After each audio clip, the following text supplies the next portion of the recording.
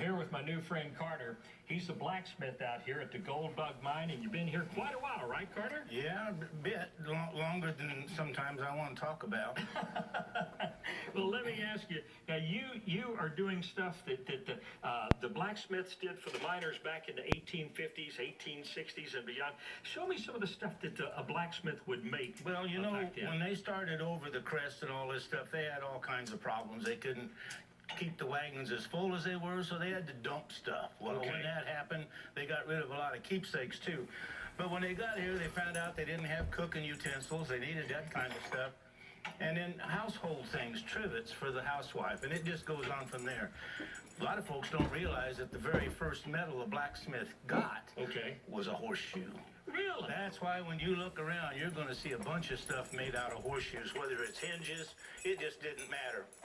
And then you got to think too. I mean, there's so much out there that needs to be more in the books, maybe for some of these kids. But the punchline to this one is, everybody thinks about the miner and whatnot. What about that farmer? What about the rancher? These places were like a mile apart. Now you can just imagine at some point that there's going to be a young lady and a fellow over here a mile away wants to go visit. Well, now, this could all happen and whatnot, but when he gets to that house, he's going to know what the old man thinks of him, because the old man's got a unit that we made here is kind of a timepiece. What's that called? Well, it's called a courting candle. A courting candle? Yep. How does that work? Well, I can't wait for this. Here's what happened. When the fella come walking up, if he walked that mile, he's going to be hot, dusty, and sweaty. He ain't a very good prospect. Now, he can only stay until that candle burns to that brim. So the candle can only burn to this brim, and that boy's got to go. That's it. Now, he come in a nice Studebaker wagon. Well, Pop's going to crank this thing up and give him plenty of time to get acquainted with his daughter. Yeah, that's a fact. That's just the way that thing worked. They just had to do with what they had. And some of the stuff that they had, obviously, was horseshoe nails. Now, this happens to be a store-bought horseshoe nail. Now, I talked about that fellow going to see that young lady. Well, there was times when they would want to go ahead and get hitched up. Now, that could happen, but, of course, whoever's going to do the hitching is going to need a ring. So they go see the blacksmith. There wasn't a jeweler around then. Leastwise, he ain't going to spend his gold on that kind of stuff. Anyway, so this is a tool here that we made that's going to actually take that horseshoe nail and it's going to make a ring out of it. So I'm going to put this guy in here and kind of quick like put this thing together. So that we can get that preacher out of here too, because you know he's by the hour these days. I bet. And all that stuff. So now there you got what was known as a prairie diamond. That's beautiful. So you made that out of a horseshoe nail, a wedding band for the bride, and it didn't cost a whole lot of money. No. That's terrific. It's a little bit tight there, my friend. That's for the bride, not for you. Oh, well. Embarrassing moments happen. Mind if I see that for a minute? Well, certainly. That's nice. Beautiful heart, and I'm sure you welded it. Yeah, we did. That came right off of the forge. Put my heart into it. I wish this would have been around about 30 years ago, because when I was courting my wife-to-be, I could have done something real nice, like put it up right here. And I could have said, darling, you've stolen my heart. Yeah, you could have used that. Probably so.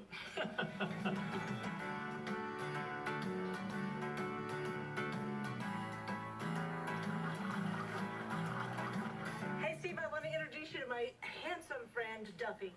Tell her to stop looking at me like that. All the good ones are taken. So we're here at Gold Bug Mine. It's owned by the city of Placerville, which is the only mine in the country that's owned by a city. So we're literally sitting on a gold mine. Wow. And I understand Duffy was saying a little bit earlier that there's still 95% of the gold left in this mine. That's right. And we're going to pan for some of the gold that come out of that mine? Let's get to digging. Let's do it. Right here at Gold Bug Mine. Go for it, Duffy. Now, the gold's going to be on the bottom, so you have to scrape the bottom. And fill your pan up. Scrape all the way off the bottom. Get it full in there. Pull it towards you. And then pull it up in front of you like that. Now, shake, shake, shake. Shake, shake, shake. Makes the gold go down. Makes the gold go down. Wash, wash, wash is the motion of the ocean. Ocean of the ocean. Shake, shake, shake. Shake, shake, shake. Wash, Wash, wash, wash. Now we're going to go gentle. Shake, shake, shake will make the gold go down. Wash. Now you see how hard that is? Oh. You have to get some water in there. Agitate it like a washing machine. Okay. There you go. Get it going. Shake, shake, shake. Now, when you get all the way down, you're going to go and go round and round through your pile. And look at rubies. Whoa! And look at there. The yellow. The gold. That's gold. It's on the bottom. I'm trying. Feel how soft it is. That's it. Now, tilt your pan a little bit. Okay. Now, hold it straight and just push and pull. Push and pull. See the sand fall off the edge? Yeah. Push and pull. Now we're going to go round and round. Round and round. Easy, easy now. Easy, Because we easy. want to see the gold. Yeah. I'm liking this. Well, you see there, gold is where you find it. It's just not where you're looking. Well, did I screw up? No. I don't know how you did it, but let me see this one here. Okay. Shake, shake, shake. Shake, shake, shake. And then push and pull. Push and pull. Very gentle. See that sand falling Push off? and pull. Yeah. We're not worried about what's on top. The gold's on the bottom. Where's the gold? It's the heavy stuff on the bottom. That's right. The rocks are not your friends. The rocks will hide the gold. We throw them away. But I want to look, make sure I don't get any gold. Now we get it all down in there. Yes, sir. And we're going to go very slowly round and round. Round and round. And you'll see the gold start to show. Whoa! Eureka! I got it. He found I'm it. a rich man. Come take a Look look. at this. Can you Gold, see it? gold, and more gold. Wow, never panned before. And here, I'll tell you how you know it's gold. How We'll you know? tap. And if you tap on the pan, the gold will walk out. Really? Wow. Watch it walk up the side. Do you see it? Uh-huh. Wherever I tap, the gold will climb out. It's coming up. It sure is. Look at it. The That's gold- how I know it's gold. It walks out of the pan. We're going to go round and round? Round and round, like that, through the pile. Okay. Now you can see the treasure starting to show. Yes, you can. You see the rubies, Yes, sir. the sapphires, Yes, sir. the gold. Wow.